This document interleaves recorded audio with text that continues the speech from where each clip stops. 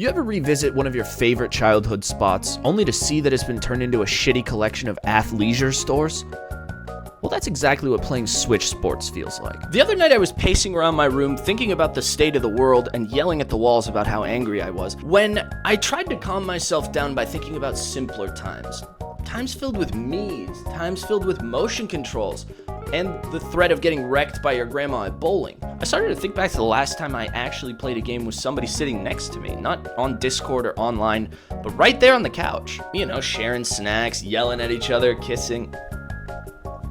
Not that last part. Anyways, I remembered that the first thing that games used to always ask you was, how many friends do you have? And yes, my answer was always 0, so I'd choose single player, but that's not the point. The point is that games used to be about playing with people. About assaulting your best friend for not wearing the wrist strap and launching a Wiimote missile directly at your TV. Nowadays, it feels like games come out 10% working with the other 90% locked behind a paywall and shattered dreams. But if you want to see what really keeps me up at night, if you want to see an actual case study of how the games industry has ruined and gentrified my childhood, look no further than what they did to my sweet baby boy.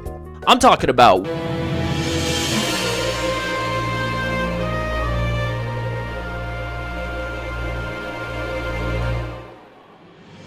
Not only was this diamond in the rough one of the best-selling Wii games of all time, but it also was the center point of 2 distinct eras in my life. First, as a wide-eyed child who thought that Wii boxing was the peak of gameplay combat.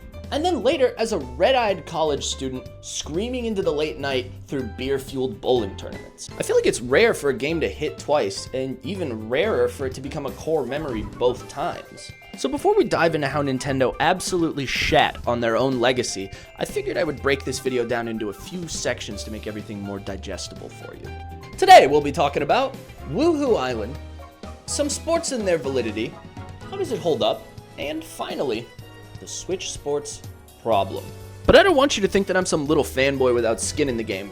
So before we do that, let's get into my perfect! I first got a Wii back in the Wii years of the late 2000s, and at the time I was financially humble, so let's just say I didn't have a lot of games. Mostly, I was playing Mario Galaxy because Rosalina and I were going on sweet galactic adventures as husband and wife. But one of the other games that really got my attention and buttered my biscuit was Wii Sports.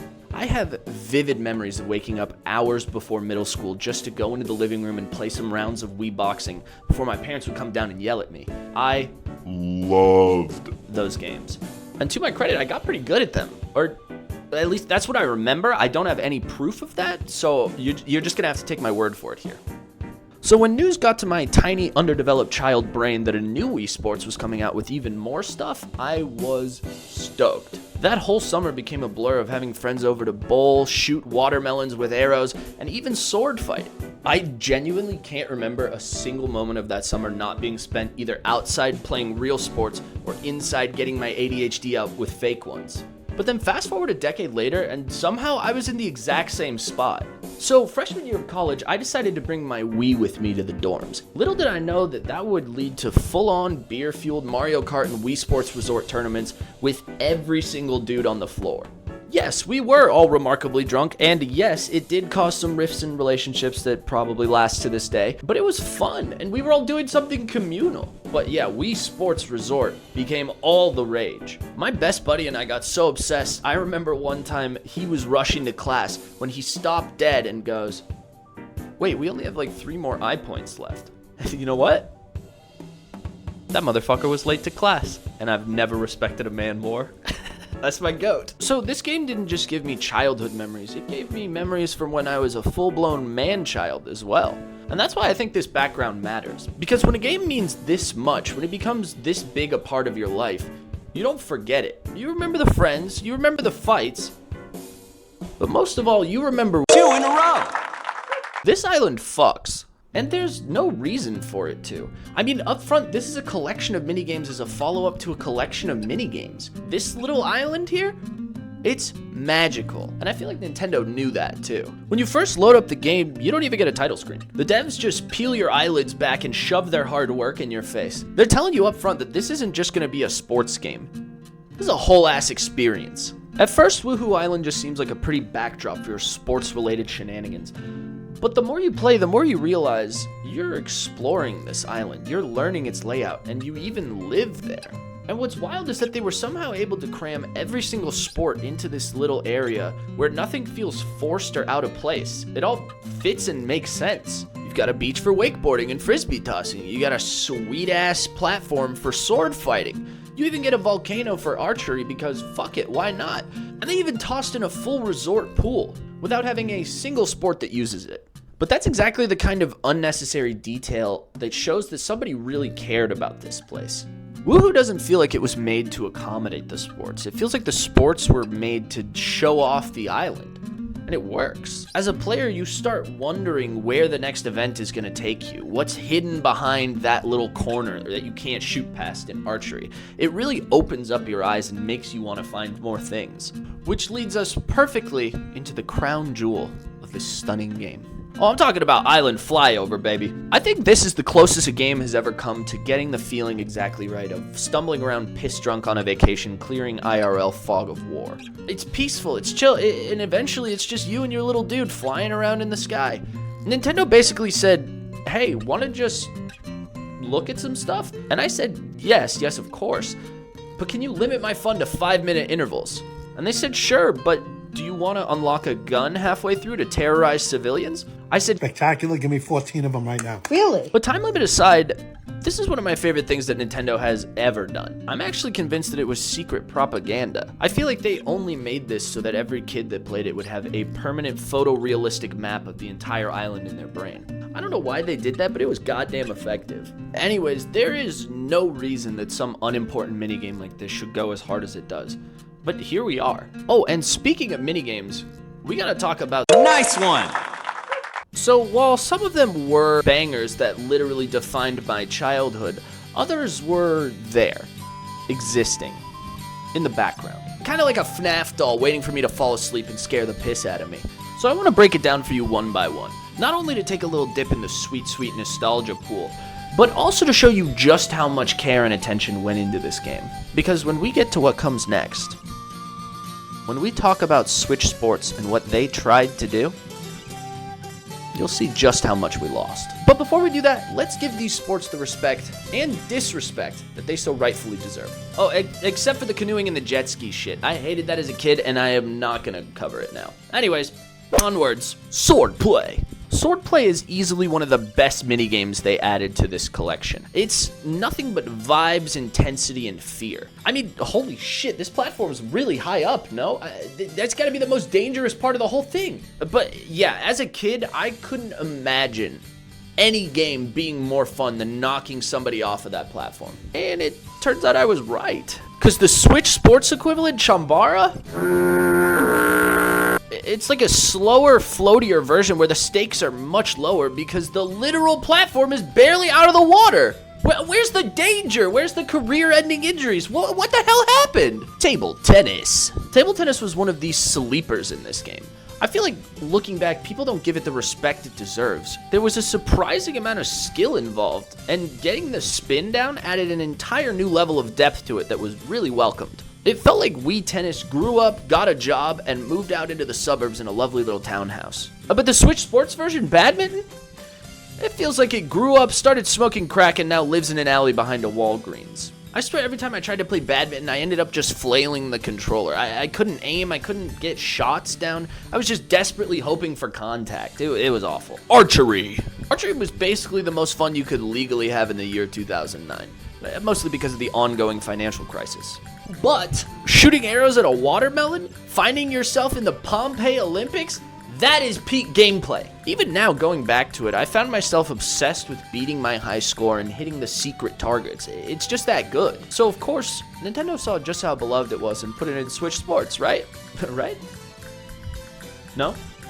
Well, what the fuck? And now, the moment we have all been waiting for. The best minigame possibly ever released in human history. The cement and foundation of Wii Sports Resort itself. Island Flyover. Look, I know I talked about this earlier, but this really does deserve a second go around. Because without Island Flyover, this game collapses into another forgettable little gimmick on the Wii. Flyover is what gave this game its soul. Hell, it made Wuhu Island a character in and of itself. This was the magic. This was the just one more run mode. This was the piece that elevated the entire experience from a cool little sports game to a whole ass core memory for me. So obviously, Nintendo saw the vocal love and fan support and would bring it back into their next big sports title, right? Of course they didn't. Because after all the love, after all the history, after all the character building, the sky flying, watermelon sniping, Nintendo looked back at that and said, what if we get rid of all that shit and put it in a mall? Welcome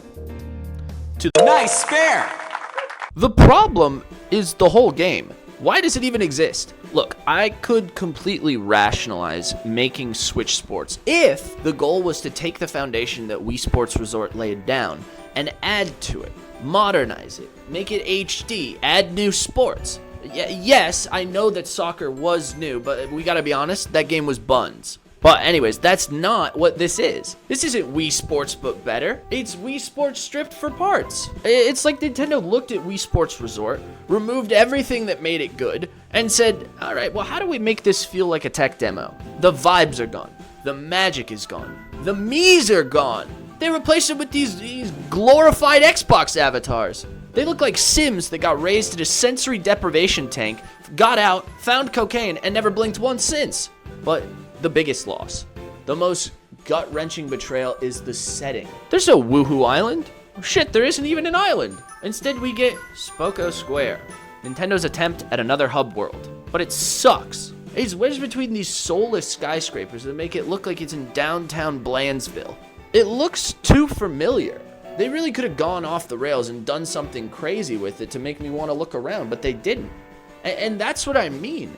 They had the tools, they had the tech, they could have made a massive bustling city with areas dedicated to every sport. They could have let you bike through different districts with a little mini game to ride from one event to the next. We could have had Island Flyover 2, Dawn of Spoko Square, skyscrapers, hoverboards, nighttime routes, air obstacle courses, lore drops. I could keep going. But instead, we got 6 sports at launch in a game called Nintendo Switch Sports, a game that came out 10 years after the last one, a game that made no attempt to amplify the formula that clearly worked before.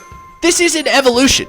This isn't innovation. It is a stripped down, soulless reboot designed to cash in on nostalgia without understanding it at all. For me, it instantly became one of the most forgettable titles in the entirety of the Switch life cycle. It didn't just fail to capture the magic, it made damn sure we'd never get it back.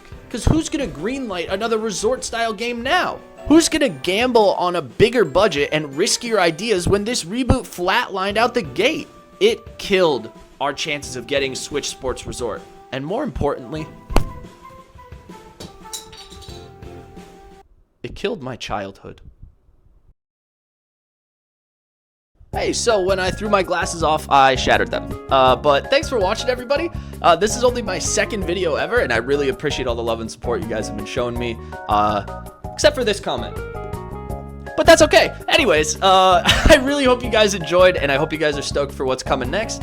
In the meantime, I want you guys to drop a comment down below of what game you think I should cover next. I don't know what the fuck outro I'm gonna do. Should I do... Bye!